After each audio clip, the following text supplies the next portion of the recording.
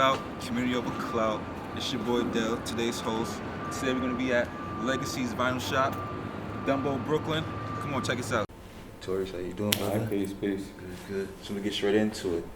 Alright. Like, what made you want to start your business in Dumbo?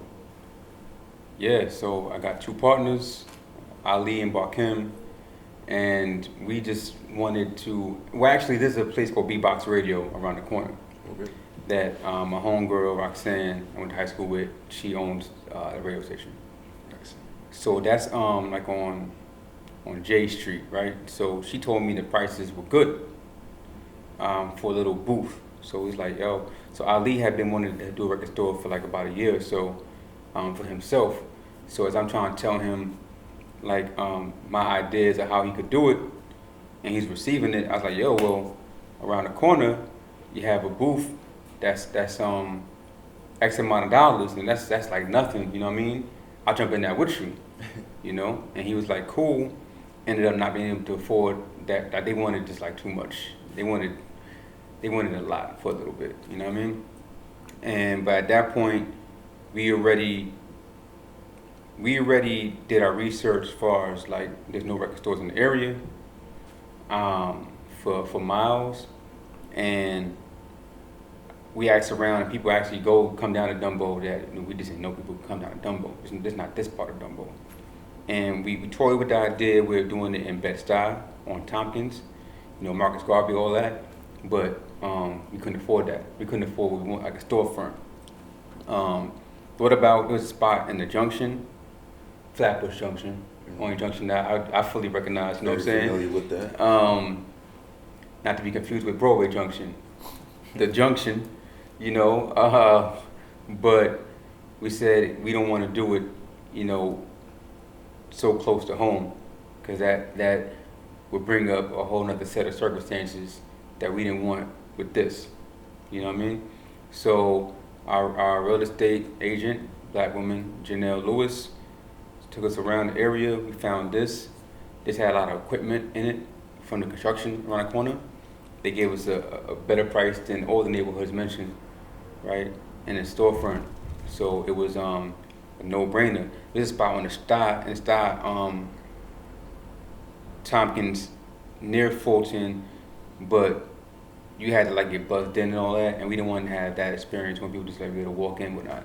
Space. So how do you feel that your space inspires other artists within the community? A couple of weeks ago, which was we're in a coalition of black record stores around the country called FAMS, and every record store did a community outreach thing.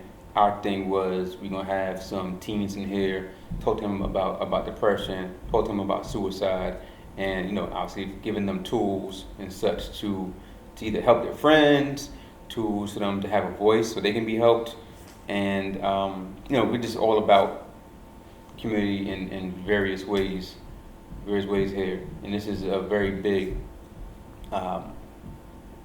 This is like a mental first aid space, I would call it. We had one sis, she's walking, came in, sat down where you sitting. I'm just gonna call it 45 minutes, just sitting.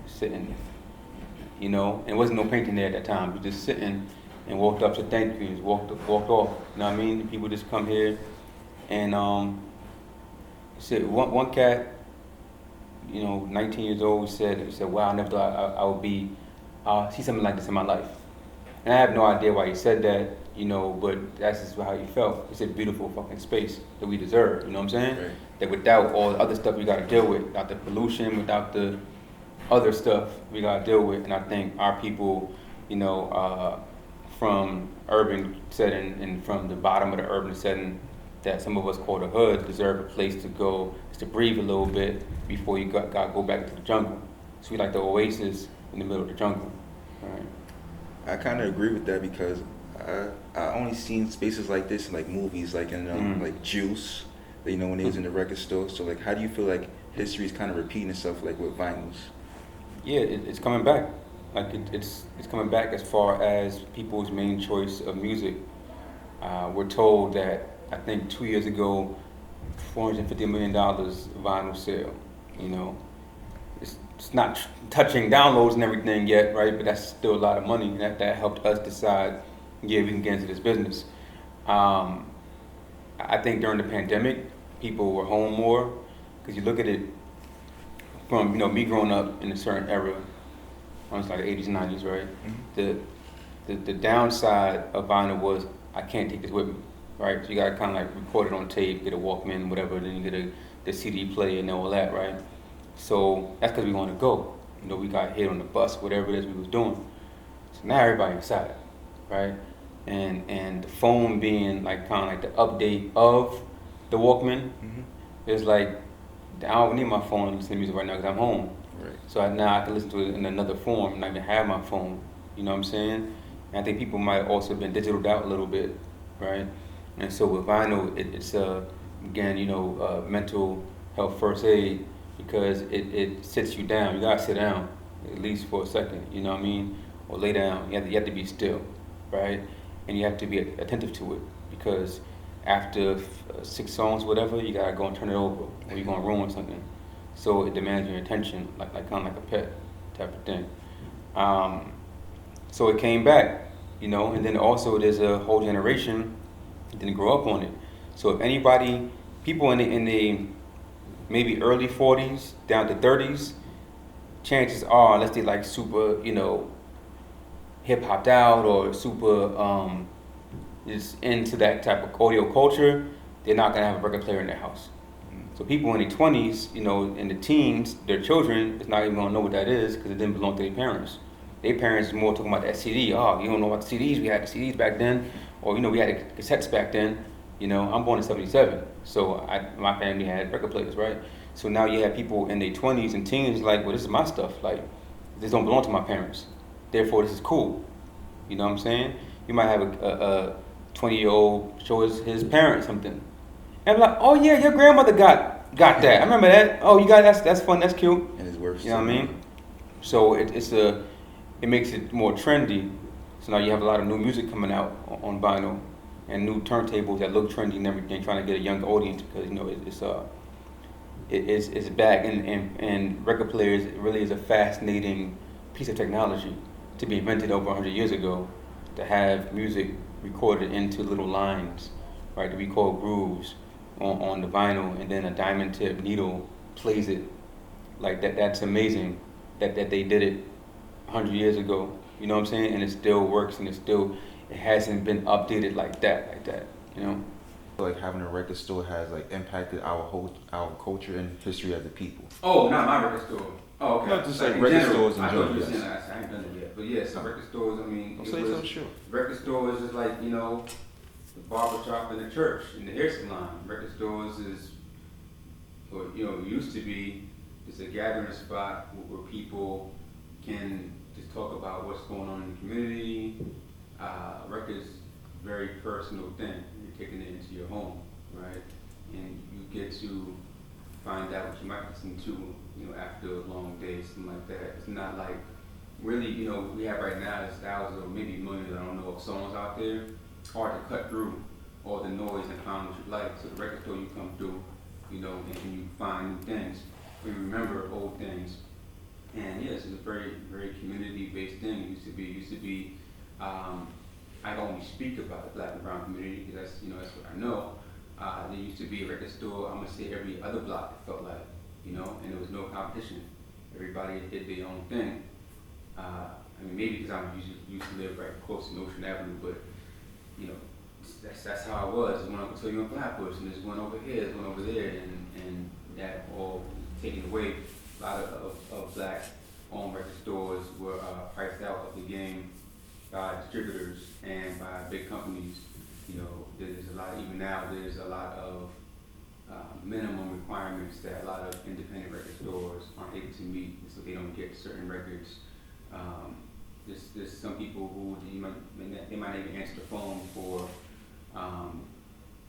in terms of independent record stores, or black record stores, and the industry in our communities couldn't survive that. Right? You couldn't survive with the lack of access. And then you look at the raising the rent in general, and then you look at obviously tapes and CDs and everything. to go over, but still we had, that's his final, still we had tapes and CDs in the record stores. But it's tough to get that support, right, from major labels, and then you have some of our own people would rather be in a Tower Records or a HMV than be at Burdells, which used to be on Ocean and Fulton, if I'm not mistaken. They'd rather be at, and Beach Street was kind of in the middle, that was Music Factory. They'd rather be at one of those places than be at Upstairs Records or Sheepshead Bay, whatever. That's where I got that from. Upstairs Records, Sheepshead Bay, when I was in high school, these two, that's from high school. Yeah, so there's a thing where independent artists and artists from the community look at success as being at a major chain, like even in independent record stores, there are stores that are more popular than others in the record industry, right? But here we are in this beautiful place, right? That's just when you see in the movies, we had to fight hard to get the respect, to even have someone walk in here, you know, as far as an artist or artist rep, to see how amazing this space is, you know, because they'd rather deal with other culture and other aesthetic. So you can't always survive like that, and there are so few record stores in the city and in the world we can all eat, right? There doesn't need to be any competition, but somehow there are those who would choose to feed some and let others starve. Okay. What is like your earliest memory of like going into a record store? Like what was that for you? So you went Flatbush. Till you rolled in Flatbush Avenue, and I got my Salt and Pepper Hot Boom Vicious album, $6.99. I don't know how I got the money. I think I still got the money. I'm not sure, but I was 12 years old. $6.99, and then I remember going back. I got the Kid Play joint. I came with a Slick Rick. It had a stick on it. Couldn't get Slick Rick. Got the Kwame instead. It was cassette tape. So yeah. So those are the first times I remember being in a record store, like as a child. I don't remember too much past those purchases. After that, it was just like on. You know what I mean? But those are the special times I remember that I'm here by myself. This is mine. I don't got to steal from my uncle or from my mother, nothing like that, or from my father. This is mine. And those were my choices. It was and then the following year might have been the Boys. I got the Pebbles, the single, this Mercedes. You know, so yeah, so those are the first memories. We're all on Cotillion Road in Flatbush, because I'm on Cotillion Road University. Okay. So what do you think is like the best way for up and coming artists to break their way into the game today? I can't say I know how they can break into the game, but I can say I know to get more money is to make physical media. So your vinyl, your CDs, your cassettes. It takes about, at this time, 4 to 6 months to make vinyl, but your CDs and your cassettes, it doesn't take that long. Yes, breaking into the game, I don't know what the game is, you know, right now, but I do know to be successful, it would help to get physical media, because there's a whole sector of the population who they'd rather not be on the S word, you know what I'm saying, or the I word. They'd rather not even do that. And then, let's say if you're an MC, there's a whole segment of people who is starving for a certain type of hip hop on vinyl, right? That's why your Griselda, you know, does well. We do a whole lot of vinyl, and it's very expensive, you know, because there are people who need that, and they don't want to go to the telephone for it, right? So I think that it's been the same. I started working in music in 1995. I was 18. I think it's the same. You have to invest in yourself, and I'm not sure if that happens a lot nowadays, past the mic and the laptop and the headphones, whatever, and then paying for the boost, you know, on the brand, whatever. But this is like investing in. So I'll retract that. I'll say invest in the music. You are investing in yourself. You're doing music, right?